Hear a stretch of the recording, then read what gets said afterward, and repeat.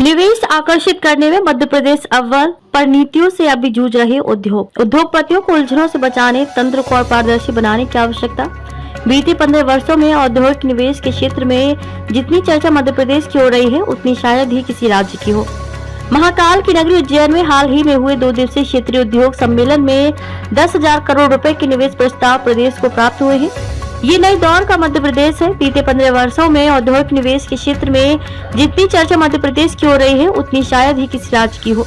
यही कारण है कि महाकाल की नगरी उज्जैन में हाल ही में हुए 2 दिवसीय क्षेत्रीय उद्योग सम्मेलन में 10,000 करोड़ रुपए के निवेश प्रस्ताव प्रदेश को प्राप्त हुए हैं। यहाँ 12 देशों से आए उद्यमियों के साथ ही 3,700 से अधिक उद्योगपति शामिल हुए।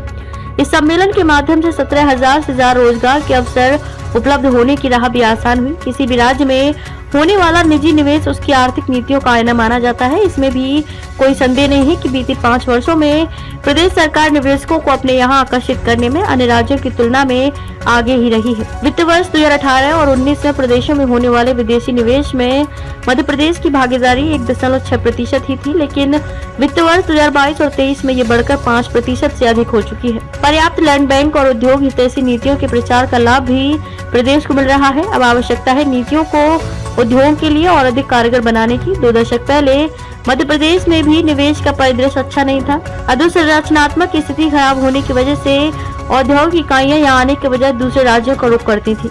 बीते वर्षों में प्रदेश को बीमारू राज्य की छवि से बाहर निकालने की दिशा में चरणबद्ध तरीके से कार्य हुआ। अच्छी सड़कें, बेहतर लैंड बैंक, बिजली और पानी की उपलब्धता ने निवेशकों का ध्यान मध्य प्रदेश की ओर दोबारा आकर्षित किया। यहाँ होने वाले ग्लोबल इन्वेस्टर समिट जैसे आयोजनों में देश दुनिया के बड़े उद्योगपतियों ने पहुंचकर प्रदेश के औद्योगिक वातावरण और अधोसंरचना का गहराई से अध्ययन किया है।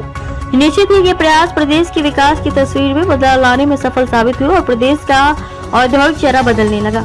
इन सब के बावजूद तंत्र की असली परीक्षा निवेश करार के धरातल पर उतरने के बाद ही शुरू होती है। उद्योगों के लिए 3 वर्ष तक अनुमति की आवश्यकता नहीं। पोर्टल पर ही अपनी समस्याओं का समाधान और सिंगल विंडो जैसी सुविधाएं व्यवहार में पूरी तरह लागू नहीं हो पाई।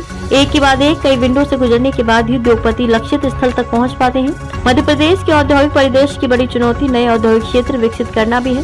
प्रदेश की बड़ी आबादी ग्रामीण इलाकों में रहती है। यहाँ अधोसंरचनात्मक ढांचे की स्थिति इतनी बेहतर नहीं है जितनी उद्योगों को चाहिए।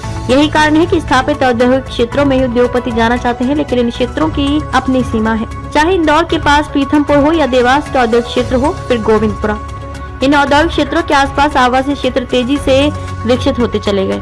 फलस्वरूप औद्योगिक क्षेत्रों के विस्तार की गुंजाइश यहाँ नहीं बची। उधर पहले से स्थापित इन क्षेत्रों में बेहतर संपर्क और संसाधन होने से बाहर से आने वाले उद्योग इसी क्षेत्र को प्राथमिकता देते हैं। हालांकि सरकार ने इस समस्या को देखते हुए नए औद्योगिक क्षेत्र और क्लस्टर विकसित करना शुरू तो किया है, लेकिन इनकी गति धीमी होने से ये प्रभावी नहीं हो पाए हैं।